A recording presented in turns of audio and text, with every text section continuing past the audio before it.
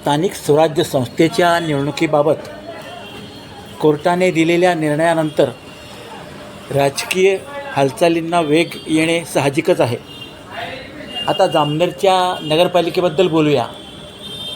4 महिन्यानंतर म्हणजेच सप्टेंबरनंतर जामनेर नगरपालिकाची निवडणूक झाली तर नेमकी स्थिती कशी असेल, नगराध्यक्षपदाचे आरक्षण कसे असेल याची चर्चा आतापासून सुरू झाली आहे. निवडणूक लागली तरी प्रशासनाला काही गोष्टी कराव्या लागतील. त्या अशा: सुरुवातीला नगराध्यक्षपदाचे आरक्षण ठरवावे लागेल, प्रारूप प्रभाग रचना जाहीर करावी लागेल, त्यावर हरकती व सुनावणी करावी लागेल, अंतिम प्रभाग रचना झाल्यावर मतदार यादी तयार करावी लागेल.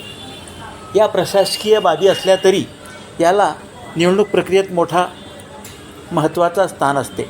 आता राजकीय स्थिती कशी आहे जामनेरची ते बघूया.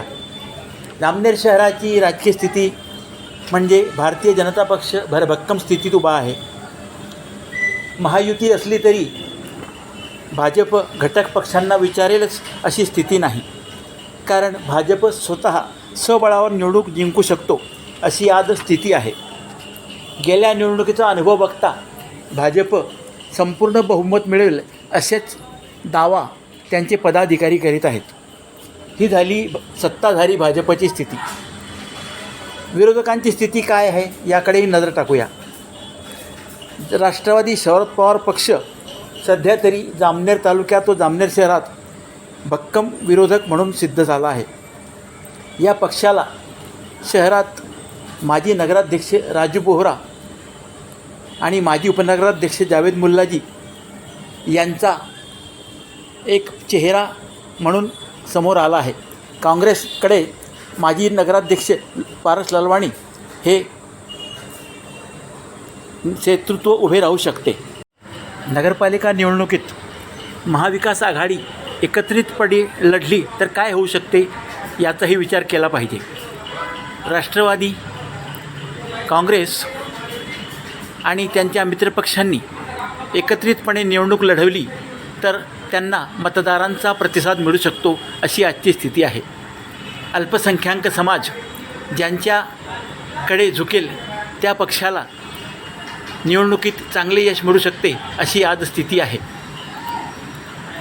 जामनेर शहरात काँग्रेसला मानणारा काही वर्ग आहे. काही मतदार आजही काँग्रेसकडे झुकू शकतो. फक्त ती मतं कॅच करणारी नेतृत्वाची फळी आज निर्माण झाली पाहिजे. आजच्या स्थितीत काँग्रेसमध्ये असे नेतृत्व शोधून सापडत नाही, हे दुर्दैव आहे. मात्र पारस ललवाणी यांनी पुढाकार घेतला, शंकर राजपूत यांनी परिश्रम घेतले आणि प्रामाणिकपणे पक्षासाठी काम केले तर परिस्थिती बदलू शकते असेही काही जण सांगतात. नगरपालिकेची निवडणूक होऊ घातली असल्याने इच्छुक उमेदवार आतापासून तयारीला लागले आहेत. कोणत्या प्रभागातून आपल्याला सबळ सक्षम मतदार मिळेल याची चाचपणी सुरू झाली आहे. भाजप असो, राष्ट्रवादी शरद पवार पक्ष असो, काँग्रेस असो, हे तयारीला लागले आहेच. पण त्याचबरोबर यंदा शिंदे सेना किंवा अजित पवारांची राष्ट्रवादी देखील मैदानात उतरू शकते असे बोलले जात आहे.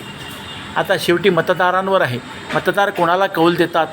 गेल्या 5 वर्षात झालेली विकास कामे भाजपला पूरक ठरणारी अशीच आहे. त्यामुळे भाजप निर्धास्त आहे आणि तो नेहमीच सर्वसामान्यांच्या कामासाठी झटत असल्यामुळे निवडणुका आल्या की कामाला लागावे अशी स्थिती भाजपमध्ये नाही.